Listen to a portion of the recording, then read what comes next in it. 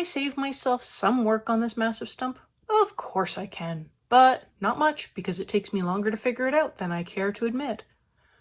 Hi everyone, I'm Catherine, the artist behind Bigelow Fine Arts. I'm continuing on the Forest Owlets and Kirby Rosines' Fragile World. I have the full list of colors on my blog on Patreon, so go grab that if you need it. I'm continuing on the stump today, and I made a big push to get it done. This stump takes up so much of the page, but after the first part, it is all the same for each color. I have the camera zoomed in as tight as I can on this smaller section today, as I really wanted to show what I'm doing and hopefully make it clear how I'm adding in the colors and building up not only the contrast, but the color as well. I am starting with walnut brown, and I am staying to the areas that have already been defined as a shadow. But if you look really closely, many, if not all of those shadows have a darker ink line to the darkest side of the shadow. There are areas on the stump where there is a thick line, but there are no inked lines in the line art to define the shading. When I encounter such a thick line as that, I do look at the way the stump is laying in that area, and I add in a shadow to one side of the line. On to the Bistre, and I am going through and covering all of the light areas of the stump. I need to build up the color as I can see a lot of the paper through, and that is washing out the color. But I also want to keep the log relatively light in color. So I'm using Bistre, which is one of the lighter brownish colors I have. Is this your first time here? Welcome! I have the playlist linked above for the other videos in this Forest Owlet series. Today's lesson and color along builds on the previous two videos, but stick around to see how this comes together. If you like what you see, go ahead and hit that subscribe button so you can catch the rest of the lesson for these owls. And for those of you returning again, welcome back. I'm so glad you're here.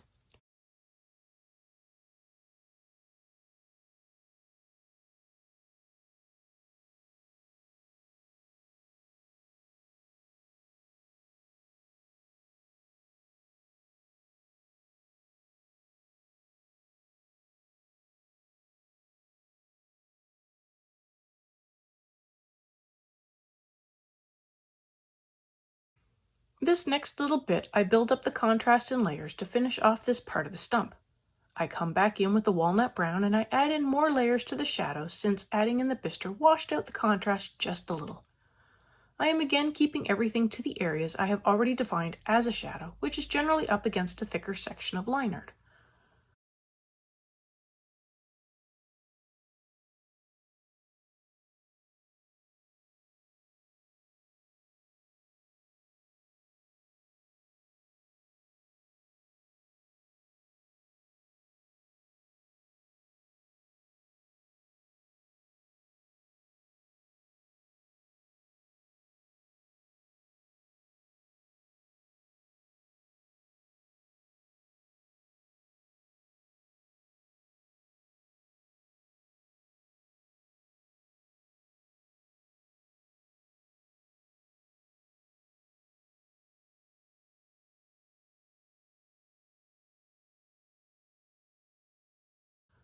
I come in with black next and I get in close to that darker line art for the shadows, and I really darken up the shadows. I'm not pressing hard. As always, I'm keeping a light hand and just adding in as many layers as it takes at this point to fill in the paper and get the contrast where I want it.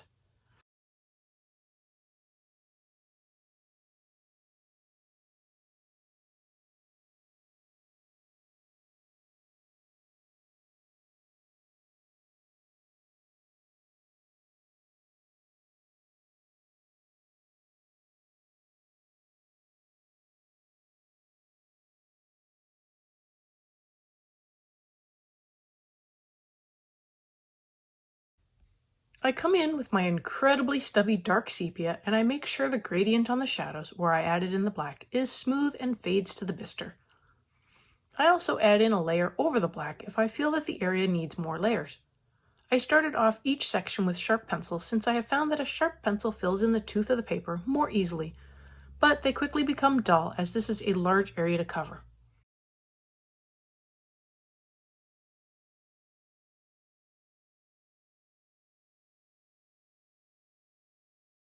To finish off this part of the stump, I come in with more Bistre and I blend into the sepia and shadows, as well as adding in more layers over the lighter areas to really fill them in.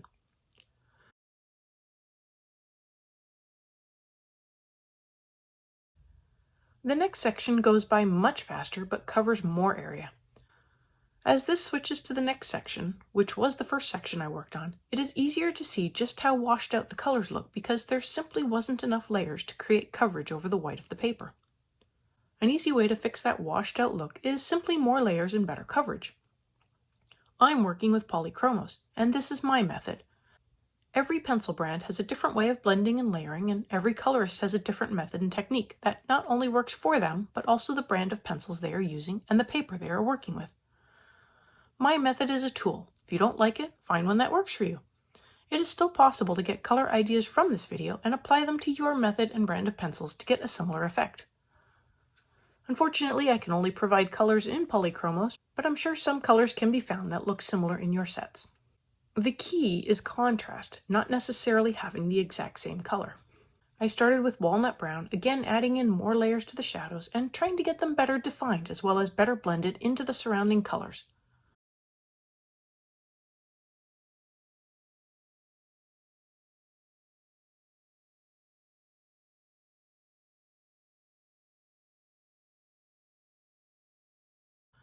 I move on to Bistre and I cover all the light areas of the stump since they dearly need more layers.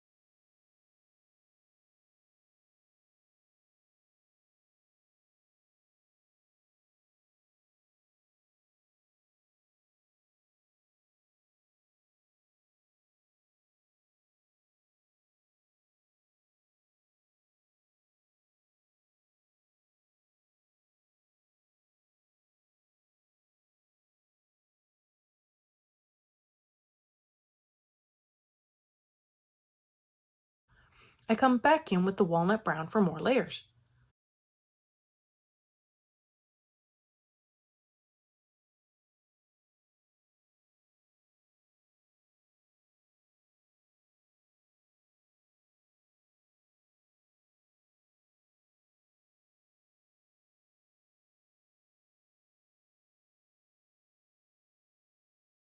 I bring in the black to darken the shadows, then the sepia to blend them out better.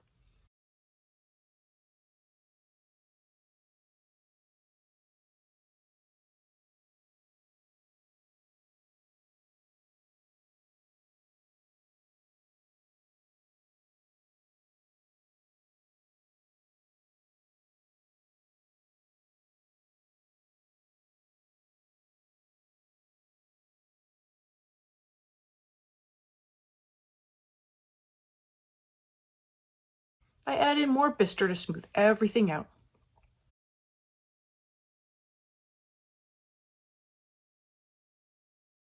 Under the branch, I changed things just a little, trying to streamline things more. I brought in the walnut brown for the shadows, then I came in with sepia next. I followed that up with the black to get the darkest parts of the shadow as dark as I could. I then put down more Bistre to fill in the highlights and touched up with sepia.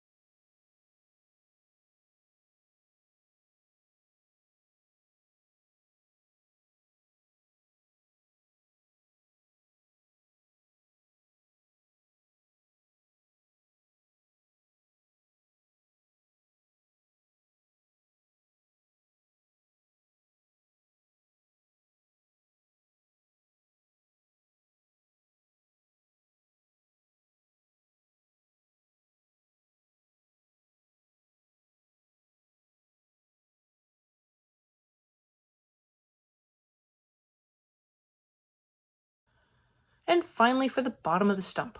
I have the colors up on the screen until it gets in the way, then I remove it. I have the list of colors available for free on my blog on Patreon if you need that.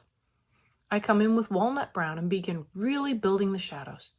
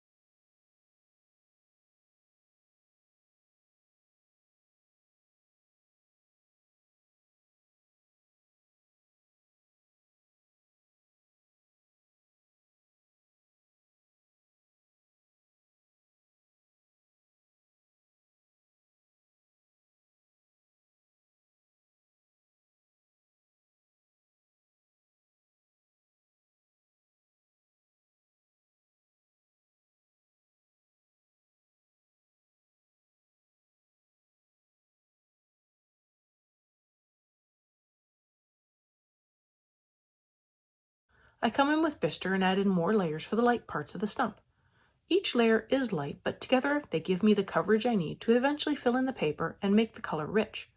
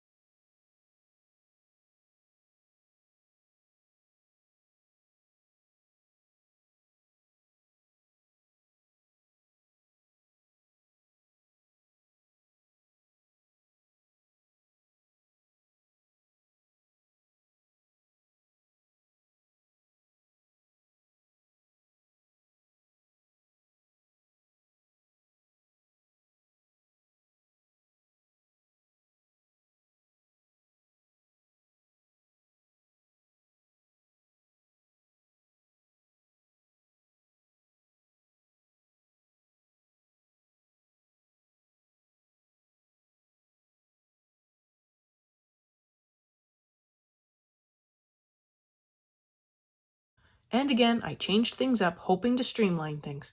So if you are watching to learn, here was my learning moment after filling in the first two sections. I came in with black next to fill in the darkest parts rather than after I had tried to fill in with walnut brown. I came in with black next to fill in the darkest sections rather than after I had tried to layer in walnut brown and sepia to fill in the shadows. I jumped to black and saved myself some work.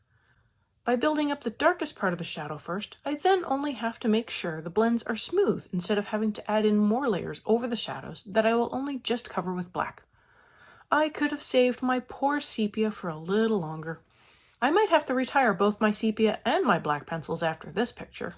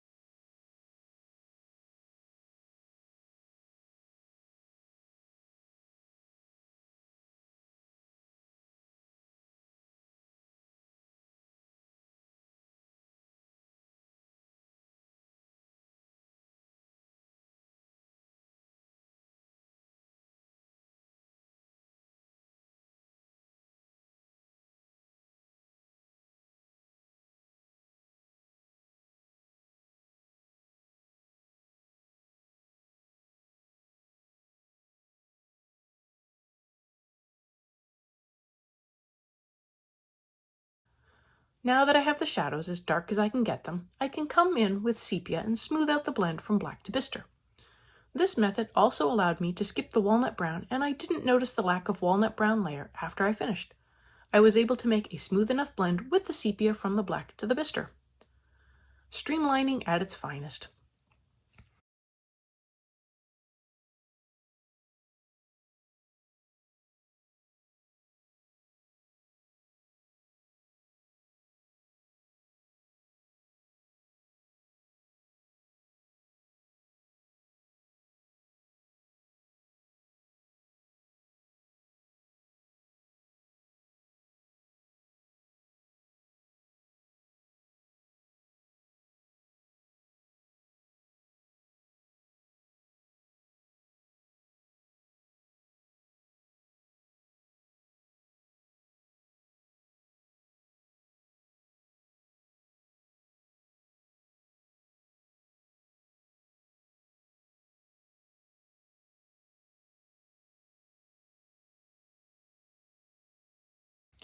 And finally the bistre. I again began with a sharp pencil and quickly blew through the tip.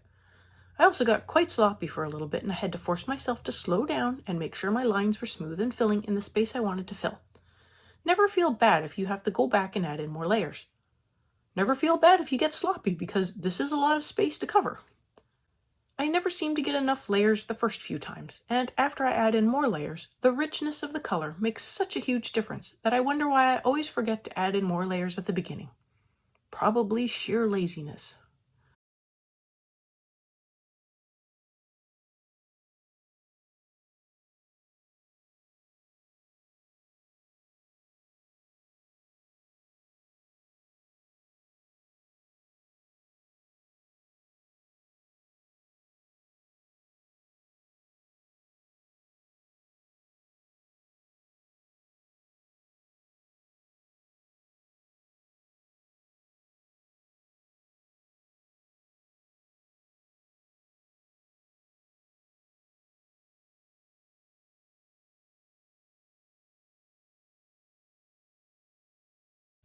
Right about here, I noticed I wasn't getting the coverage I wanted, and so I sharpened my pencil. I really need to do that more often when I'm covering such large spaces. I continue adding in the bistre over the rest of the stump. At the end of the video, I go and touch up more of the background. I will not be touching up any more background after this, as I will have to move my clips again, but make sure to add in lots of layers with smooth circles to really fill in all of the background. I also have the progress so far on the whole page to make sure you can see how it looks. Thanks for joining me on more of the stump today. Hopefully that is it for the stump, just leaving the mushrooms and the owls. Let me know below or on social media if you colored along. I'd love to know how you did. I want to thank you all so much for coming along and joining in with me on this coloring journey. I appreciate all my subscribers and look forward to more of you joining in and coloring along with me. Please like, share, and subscribe to help that happen. Until next time, happy coloring.